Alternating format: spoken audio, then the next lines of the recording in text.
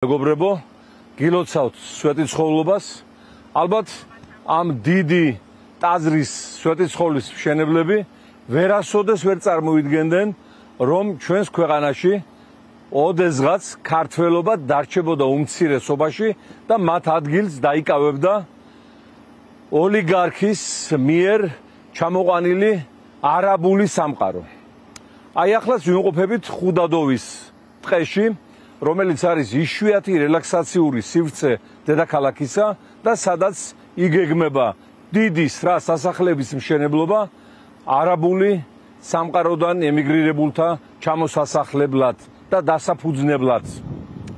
ეს რო იყოს ერთეული შემთხვევა, კიდე შეიძლება ასეთი მწვავე შეფასება არ მიგვეცა, მაგრამ 1 მილიონი უცხოელის ფონზე, საიდანაც 500,000-მა უკვე მიიღო ბინადრობის უფლება და აქედან მთელი ბაზალეთი, მთელი წეროვანი, გოროვანი, წილკანი, თბილისში, საბურთალო, აგერ ხუდადოვი, ყუმისი, გონიო უკვე გაყიდულია არაბული ქალაქების და დასახლებების დასაშენებლად, ამას ქვია უკვე ერის სრული გენოციდი, რასაც ქართველი ხალხი არასოდეს არ შეეგუება და ექნება პასუხი ძალიან მტკიცე და გადამწყვეტი პირველ რიგში რეჟიმის შეცვლის სახით უახლოეს ხანში, რის შემდეგაც გაუქმდება უვიზო რეჟიმი არაბულ და აზიურ სამყაროსთან და შეუწყდება 4 მილიარდამდე ადამიანს აქ თავისუფლად შემოსვლის საშუალება და ასევე გავაუქმებთ ყველა კონტრაქტს დადებულს ქართული მიწის გასასხვისებლად და აქ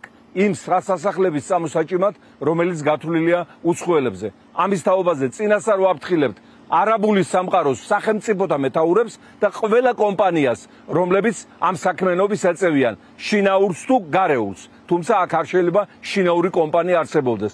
ხელისუფლება ამ დანაშაულისათვის გადაინაცვლებს აუცილებლად ციხეში, რომელმაც რამდენიმე ფორმატი მოიფიქრა ჩვენი მიწების გასხვისებისა. პირველი, როცა პირდაპირ ყიდიან არაბულ კომპანიებზე დასახლებების ასაშენებლად.